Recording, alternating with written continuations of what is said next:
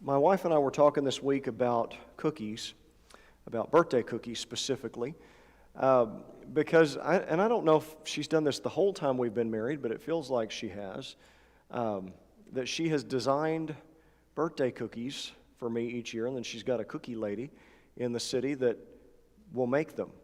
And it seems like every year she just outdoes whatever she designed the previous year. I remember a few years ago she did kind of a hunting theme, and we had cookies with deer heads on them, and I mean not anything gory. Sounds bad, deer heads. It's just deer silhouettes, and some cookies with targets on them, some cookies shaped like shotgun shells, and it was just really neat. And I thought, she's never going to top that.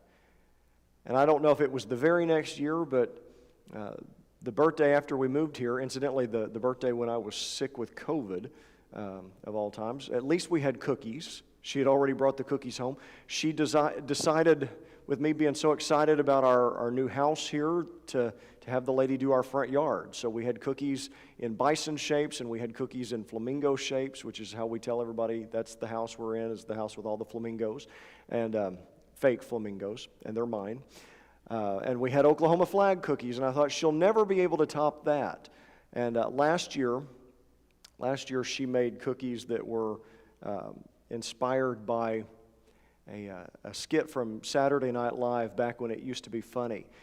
Something that 20 or 25 years later, that just sneaks up on you, doesn't it? I just crack up about every time I think about it. And I opened the box of these cookies and just lost it.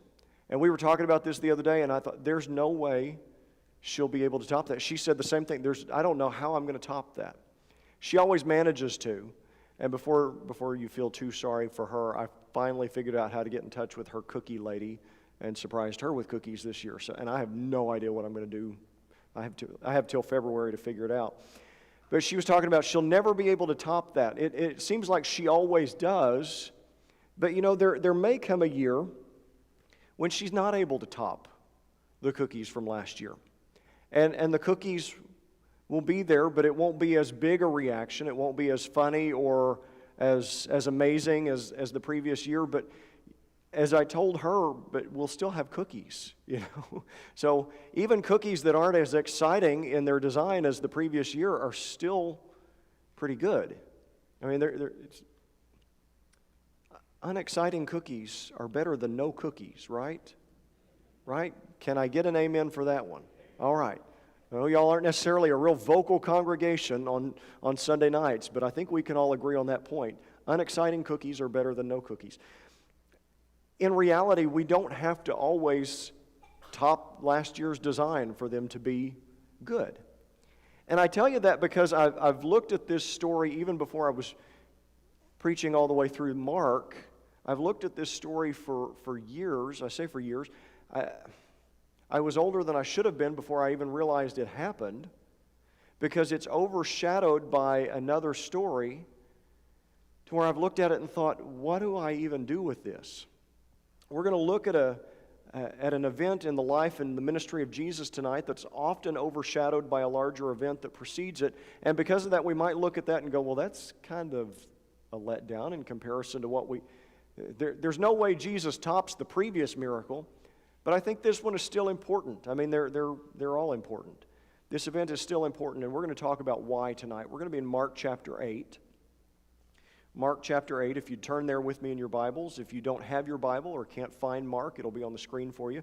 But we're going to look at the first 10 verses of Mark chapter 8 tonight, and a story that we call the feeding of the 4,000. Yes, you heard that right. If you're not familiar, there is a feeding of the 4,000, and like I said, I was older than I should have been before I realized that there was a separate event, because it's often overshadowed by the feeding of the 5,000. Yeah, you'd think he'd start with the 4,000 and build up to the 5, but he didn't, and we'll talk about why this still matters tonight. Mark chapter 8, starting in verse 1. In those days, the multitude being very great and having nothing to eat, Jesus called his disciples to him and said to them, I have compassion on the multitude, because they have now continued with me 3 days and have nothing to eat. And if I send them away hungry to their own houses, they will faint on the way, for some of them have come from afar. Then his disciples answered him, "How can one satisfy these people with bread here in the wilderness?" And he asked them, "How many loaves do you have?" And they said, 7. So he commanded the multitude to sit down on the ground, and he took the 7 loaves and gave thanks, broke them, and gave them to his disciples to set before them. And they set them before the multitude. They also had a few small fish, and having blessed them, he said to set them also before them. So they ate and were filled, and they took up 7 large baskets of leftover fragments. Now those who had eaten were about 4,000, and he sent them away, immediately got into the boat with his disciples, and came to the region of Dalmanutha. And you may be seated. So, if we compare this, if all we do is compare this story to the one we've looked at previously, it wasn't last week or anything, it was several weeks ago probably, but if all we do is compare this with the feeding of the 5,000, then we might conclude that it's less impressive. I mean, don't get me wrong, it's still impressive, it's still something I couldn't do, but compared to the other miracle, we might say, why even talk about this one when we've already seen what he can do? I mean, because in the first miracle, he fed 5,000 plus. I'm not sure why we call it the feeding of the 5,000, because there were more than that, although we don't have an exact number. It said there were 5,000 men plus their families. In this case, we have 4,000 plus. Now, it's been years since I've been in a math class, but if I recall, unless we've changed it with Common Core or something, 5,000 is still more than 4,000, right? So in the first miracle, he fed a lot more people. In the first miracle, he used 5 loaves. In this miracle, he used 7 loaves. In the first miracle, he used 2 fish, and this time he used several, it says. This time he fed fewer people with more food, and I think that's why this event gets less attention. Oh, and by the way, in the first time he took up 12 baskets of fragments, 12 bunches of leftovers. They fixed up 12 doggy bags to go. This time there were only 7. And so in our human nature, I think a lot of times we look at this and go, what's the big deal? In reality, though, this is still miraculous. Even if it's not as flashy as the previous miracle, it's still miraculous, and Jesus deserves the credit for it. And we're going to see some of the things that are on display about who Jesus is and what he can do that are shown through this miracle, and it's just as important as the others. As I said, even if one day the design of the cookies is not all that exciting, they're still going to be good. And I'm still going to be glad that I had them. And if they didn't show up at birthday time, I would think something was wrong, right? And so all of these miracles of Jesus, even if we look at them and think from a fleshly standpoint, they're not as flashy as the previous miracle. They're still there. They're still consistent. They're still a consistent representation through the Gospels of who Jesus is. And that's just as important as hitting these highlights, is the fact that Jesus was consistently doing things to demonstrate who he is. And it wasn't just the fact that the gospel writers were constantly having to tell a bigger story. Then we might think they were making things up. This is another little clue in there that they're telling us like it happened. Because if we were making up the story, if we were making up anything about the story, we might make this the feeding of the 10,000. But they told us the feeding of the 4,000 because they were being honest and accurate about what happened. And so there are some reasons why this miracle deserves a second look. And we see that Jesus showed his compassion here. This is important. And there's going to be some repetition from previous messages about things that I've told you Jesus was demonstrating. And again, that's not just because my needle is stuck in the groove and I have nothing new to say. It's because throughout these stories, Jesus is consistently showing us who he is. And God reminds us over and over who Jesus is because, well, sometimes he just has to drive it in hard for us to understand it. So Jesus demonstrates his compassion in performing this miracle. He says in verse 2, "I have compassion on the multitude because they have continued with me 3 days and have nothing to eat." These people had been with Jesus for 3 days. That is a level of commitment I'm not sure we understand. 3 days they had gone to listen to Jesus.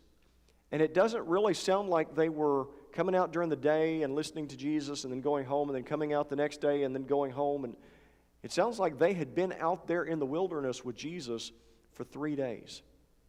This was the ultimate camp meeting. Okay, this was the ultimate brush arbor revival where they've just gone out there for days to be with Jesus. And it is hard sometimes to listen to 30 minutes of teaching. You didn't think I knew that, did you? It's hard for me sometimes too. And so I try to, let's just say, I know I'm not the shortest preacher, I'm not the shortest winded preacher in the world, but I keep it a lot shorter than I would like to, because I recognize from sometimes having to sit there and listen to others, it gets a little challenging to focus beyond 30 minutes. It gets a little challenging to sit there that long. And that's just part of our modern conditioning. They went and sat there for 3 days because they wanted to listen to Jesus. They had no food in the area and nowhere to buy any. I assume they've probably, to be able to stay out there for 3 days, they've probably brought some provisions with them. But they'd run out of whatever they had, and there was no place to buy any. One thing that is impressive about this miracle is that based on their description of where it took place, it seems to have been more remote than where the feeding of the 5,000 took place, because they were going to send them out into the little villages to try to buy food, and probably they weren't going to be able to come up with enough. But now, whatever options there were the first time to go try to buy food, there wasn't anything. These people were just going to have to go home. And if they were sent home to eat, Jesus points out in verse 3 that the distance and time meant there was a good chance some of them were going to get sick along the way. Some of them were even going to faint from hunger. And Jesus' response, looking at this, he could have said, "It's not my problem." There were so many times throughout Jesus' ministry that he could have looked at somebody that came to him with a problem and could have said, "This is not my problem." Particularly when Jesus had been thronged by the crowds for days and days and just needed a moment to himself, and yet he still went and met their needs, even though he's trying to just have a moment. Jesus didn't look at them then, and he didn't look at them now and say, "It's not my problem." His response was, "I have compassion on the multitude." And that word compassion indicates a deep feeling of sympathy for them. It's something that he felt deep down in his gut. Okay, this is not a situation where somebody comes up asking you for money and you give them a couple dollars just to get them to leave you alone. He really felt their sense of desperation. He felt for them, and his compassion for them wasn't just a feeling, it drove him to act. And it drove him to do something that, especially if we take it just on its own, is incredibly miraculous. And the second part of this is that he showed his power in the way he met this need. Try to divorce this story for just a minute from the feeding of the 5,000 and just look at it on its own terms. He commanded the multitude to sit down on the ground. He took 7 loaves. He gave thanks. He prayed for them. He broke the bread, and he began handing out pieces of bread to the disciples and said, take to the people. And they began to pass them out, and they had a few small fish. And he took those and he started splitting those up, and he started handing those out to the disciples to disperse to the people, and they did. Jesus took 7 loaves of bread, and I don't think that means like our big sandwich loaves or a big loaf of French bread. I think it's more like the things that Sharon makes for the Living Lord's Supper. They're delicious, and they're a good size, but they're not a big volume. Took 7 of these, and several fish. I don't think that means dozens. I'm guessing 7, 8, 9 fish. It's not going to be enough to feed 4,000. And he begins tearing these apart after he's blessed them. He's giving them to the disciples and saying, disperse these to the people.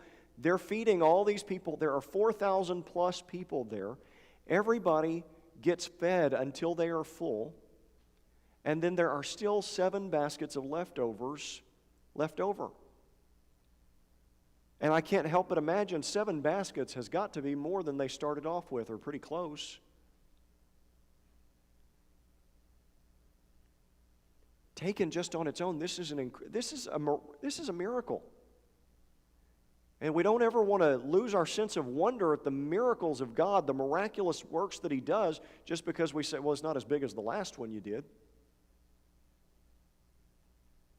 No, let's not fall into that trap. I don't know if all the Sunday school classes heard the same lesson today, but Bob taught us about the leper who went back and said thank you. Of the 10 that were healed, 1 came back to Jesus in, is it Luke 19? I know it's in Luke, or maybe it's Luke 17. Luke 17. Only 1 had this awe of Jesus that drove him to come back and say thank you. For the others, it was just kind of, okay.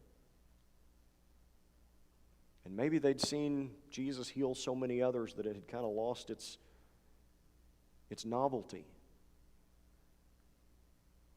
And we'd all like to think we'd be in the shoes of the one man who came back to Jesus and said, thank you. Folks, when God shows up in your life in some incredible way, don't write it off just because it's not as flashy as the last thing He did for you. Every time God shows up, it's incredible. Every time God shows up, it's miraculous. Jesus did something here that you and I could not do. Now, we see this all the time with church stuff when we have food, and we joke about it being a loaves and fishes situation where we'll set out a potluck and think there's no way that's going to feed everybody, and we have all this food left over. I suspect that if we weighed everything before and after, we'd find out we did not have more left over.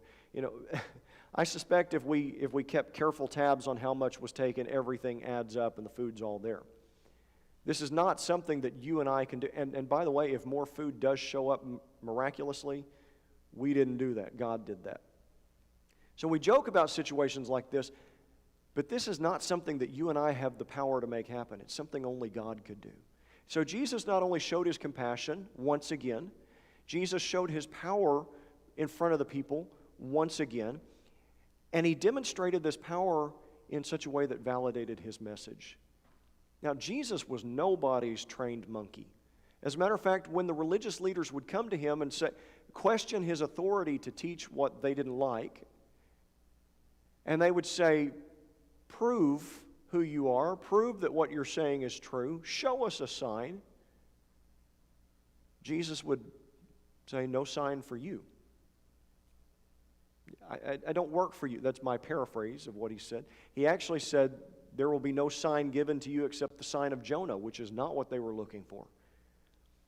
He said, if you want a sign, the only sign you're going to get, the only sign you need, and incidentally a sign which you will reject anyway, is the fact that I'm going to rise from the dead. That'll tell you everything you need to know. But Jesus did not jump at their commands. But when Jesus wanted to demonstrate the validity of His message, when Jesus wanted to demonstrate to people who were actually listening the power that He had and the authority with which He spoke, He showed it with miracles. And He did that here again. And we can't discount the importance of that just because He did something bigger on another occasion. If that were the case, then we could just ignore all of these miracle stories from the New Testament because none of them are as big as the resurrection. Yet they're all in the Gospels because they're all important. Piece by piece, they show this consistent pattern of who Jesus is. And then I think this is the most important aspect of this story that we would easily miss unless we take a moment to look at the historical context of what was going on. Jesus not only showed His compassion and he not only showed His power, but He showed here the reach of the gospel. And again, this is easy to miss Because the big difference between the two miracles, the feeding of the 5,000 and the feeding of the 4,000, is where they took place, which side of the Sea of Galilee they took place on. All sorts of historians and Bible scholars tell us that the place where he was in for the feeding of the 4,000 was a predominantly Gentile area. It was the same area, the same Gentile area, where he had already been once before and cast the demons out of a man and into a herd of pigs.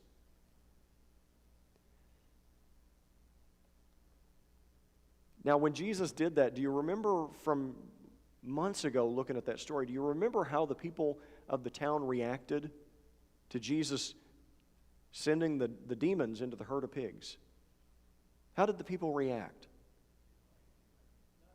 They were not happy, and they asked him to do what?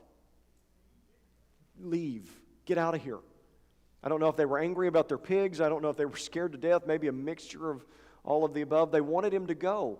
But the Bible says that who we've come to know as the Gadarene maniac, or demoniac, he was the man who was infested with the demon. He stayed. And what does the Bible tell us that he did? He told them what Jesus had done for him, right? As a matter of fact, Jesus told him, tell your friends, tell your neighbors what the Lord has done for you. That story's in Mark chapter 5. And it says in Mark 5:20, he departed and began to proclaim in Decapolis all that Jesus had done for him, and all marveled. So this crowd in this area, in addition to the Jews who were following Jesus around, this crowd certainly, because of where it took place, it certainly contained a large number of Gentiles. And my guess is that there are quite a few people in this crowd who had heard the story of Jesus delivering the man from Gadara of the demon that was inside of him, and flocked to hear him because they'd never heard anything like this in their lives. And so when Jesus passed through, if you recall back a few weeks ago, he had healed the Syrophoenician woman, her daughter. You remember the story about the puppies? And her saying, even the puppies, even the dogs get to eat from the master's table? He's on his way back from that. And he's still passing through Gentile territory. And some of these people, I'm sure, had heard the stories of him casting the demons out of the man and had to go hear what Jesus had to say. So they were driven to hear from Jesus. And in this miracle, Jesus takes a shocking step of ministering to Gentiles, of meeting the needs of Gentiles, of feeding the Gentiles. If you're new to this, Gentile, is just a catch-all word for non-Jews. And the Jews and the Gentiles were not supposed to mix. As a matter of fact, possibly more shocking than what he did with the actual food is the fact that he sat Jews and Gentiles down to eat together, because that just didn't happen. And what Jesus did here in this story, in this miracle, is in line with what he had told the Phoenician woman, that there was going to come a day when the Gentiles would share in the bounties of the Lord's table. If you recall that story, he wasn't telling her the Gentiles are cut off from the Lord. He was just saying they'll have their turn and it's not quite yet. Now, when he told her they were going to have their turn at the Lord's table, he was not talking about this feeding, I don't believe. I believe that encounter with that woman and this feeding were both pointing to the same thing, which was something else, the day when Jesus would make salvation available to the Jews and the Gentiles alike. There's going to come a day, not too far off in the gospel accounts, when the Jews and Gentiles alike are welcomed at the Lord's table. The Gentiles had never been welcomed at the Lord's table. And the Jews weren't there because they deserved it. There was going to come a day when they were all brought into fellowship. They were all sat down and fed from the Lord's bounty because of Jesus. There was going to come a day when salvation was going to be available to everybody regardless of their background. Now, it's easy for us to say, well, That's how this works. Because many of us have grown up with this idea that Jesus saves everybody. Jesus saves people from every nation, tribe, and tongue. That's how this works. But don't forget that for them that would have been shocking. And by the way, having the intellectual knowledge of it and remembering it in our day-to-day lives, that's often two different things. Sometimes we need to be reminded, sometimes I need to be reminded that Jesus can save anybody. It doesn't matter what their background looks like. It doesn't matter if I'm comfortable with the idea of Him saving them. It doesn't matter if they come from a background where I look at them and say, oh, they'd never come to Jesus. They'd never get right with the Lord.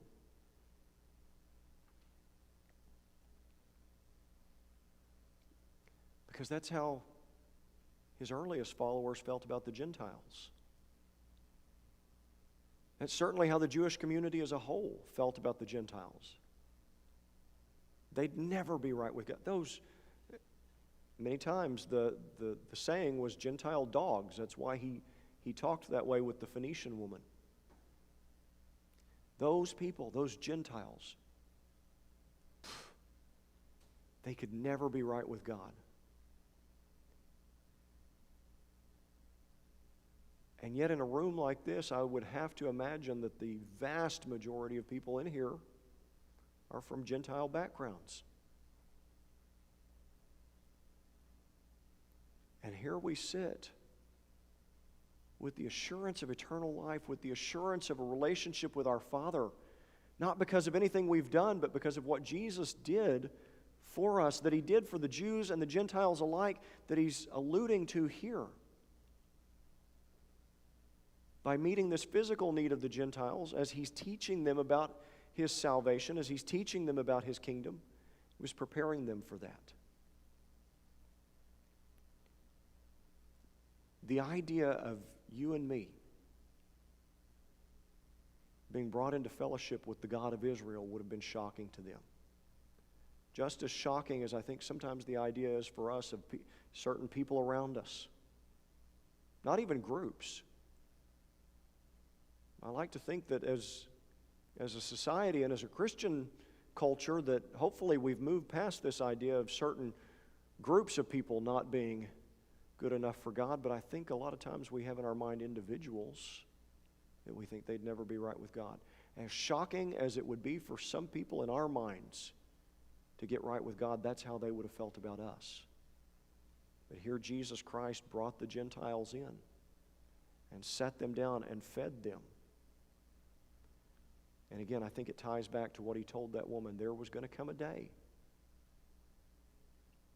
when the Lord's table would be open to everybody. And so is this miracle as flashy as the other feeding He did? No. If we're looking at it in purely mathematical terms, He fed fewer people with more food. But the way He did it and the people He served make this story important for us to understand. Because it's a reminder that the gospel has a reach that far exceeds what we often think is possible. But as the Apostle Paul said, it is the gospel is the power of God unto salvation to all who believe, to the Jew first and also to the Gentile. And so our job is not to think, well, I could see that guy coming to Christ, but not her. Our job is to share the gospel, make Jesus known, and trust that He can work in the life of anybody He pleases.